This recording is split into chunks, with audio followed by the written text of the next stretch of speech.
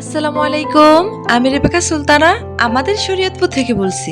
Bangladeshi blogger সুখ সংসারে আপনাদেরকে আরো একবার স্বাগত জানাই। কাছে এবং দূরে যে যেখান থেকে আমার ভিডিওটি দেখছেন, আশা করি আল্লাহর রহমতে সবাই ভালো আছেন। আমরাও আলহামদুলিল্লাহ অনেক ভালো আছি। আজ কিন্তু খুব সকাল সকালেই ভিডিওটি শুরু করে দিয়েছি। বাসি কাজকর্মগুলো সেরে এখন সকালের জন্য নাস্তা রেডি করতেছি। 24 ঘন্টাকে ছেটে কেটে 5 থেকে 6 মিনিটের একটা ভিডিও বানাই। আশা রাখছি ভিডিওটি আপনাদের ভালো লাগবে। আমার প্রিয় প্রিয় আপু ও ছোট ছোট সোনামণিরা অনেকেই এই ধরনের ভিডিও দেখতে পছন্দ করেন। আমার ভিডিওটির কোনো অংশ যদি আপনাদের কাছে ভালো লেগে থাকে, প্লিজ আমার ভিডিওটিতে একটি লাইক দিতে ভুলবেন না। আর আপনি যদি আমার চ্যানেলে নতুন হয়ে থাকেন, চাইলে চ্যানেলটিকে সাবস্ক্রাইব করে রাখতে পারেন। এত ধৈর্য নিয়ে এই কাজগুলো যদি আপনি করে ফেলে থাকেন, আপনাকে অসংখ্য ধন্যবাদ। সকালের জন্য নাস্তা বানিয়ে খেয়ে নিয়েছি। এরপরে বাজার থেকে কিছু মাছ নিয়ে আসছিল। মাছগুলোকে কেটে পাশের একটা পুকুর থেকে ধুয়ে নিয়ে আসলাম। এখন এগুলোকে পানি ঝরাতে দিয়েছি। আমাদের বাংলাদেশে ফলের রাজা কাঁঠাল, তো কাঁঠালকেই কিন্তু এখন আমরা খেতে বসবো।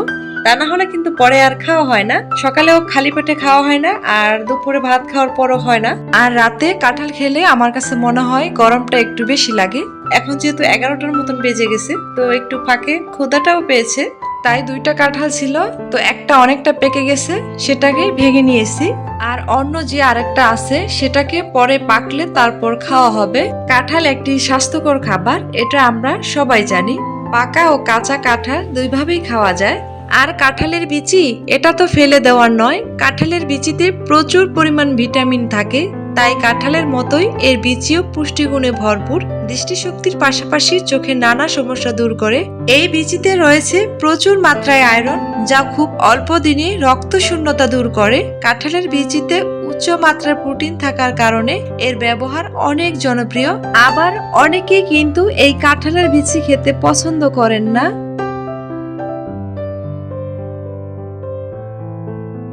আমি কিন্তু শুধু কাঁঠাল নিয়ে পড়ে থাকিনি। কাঁঠাল খাওয়া শেষ করে অনেক আগে কিন্তু রান্না বান্না শেষ করে ফেলেছি। এখন যাচ্ছি মেয়েকে আর মেয়ের বাবাকে নিয়ে বাজারের উদ্দেশ্যে। তো ওখান থেকে টুকিটাকি কাজ সেরে তারপরে বাসায় এসে গোসল করে তারপর খাবারটা খেয়ে নেব।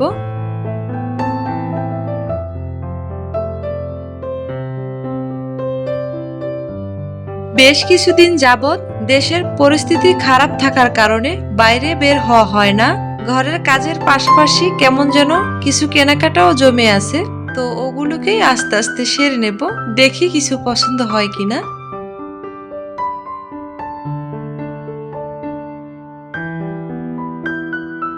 এই তো সব শেষে খাবারের উদ্দেশ্যে বসতেছি।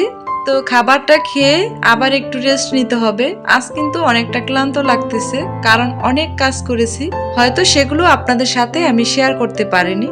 আমাদের মেয়েদের জীবন প্রতিদিন কিন্তু একঘেয়েমি একটা জীবন। প্রতিদিনই রান্না বান্না, প্রতিদিনই কিন্তু ঘর মোছা, ঘর ঝাড়ু দেওয়া, সন্তানকে সুন্দরভাবে লালন পালন করা, নিজেকে ফিট রাখা।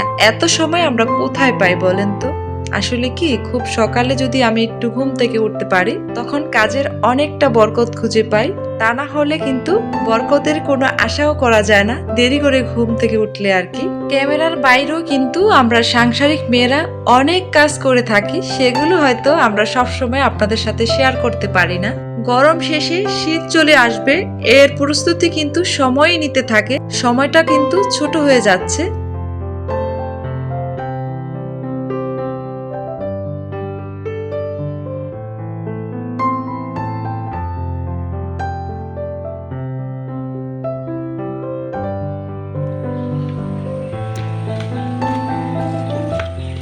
আমাদের ছোট্ট আনাবিয়া, সে পানি পেয়ে খুবই খুশি।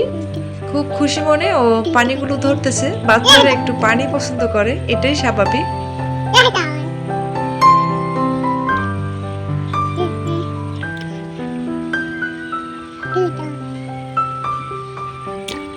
আজ এ পর্যন্তই। আপনাদের সকলের সুস্থতা কামনা করে এখান থেকে ভিডিওটি শেষ করছি। আল্লাহ হাফেজ। আসসালামু আলাইকুম।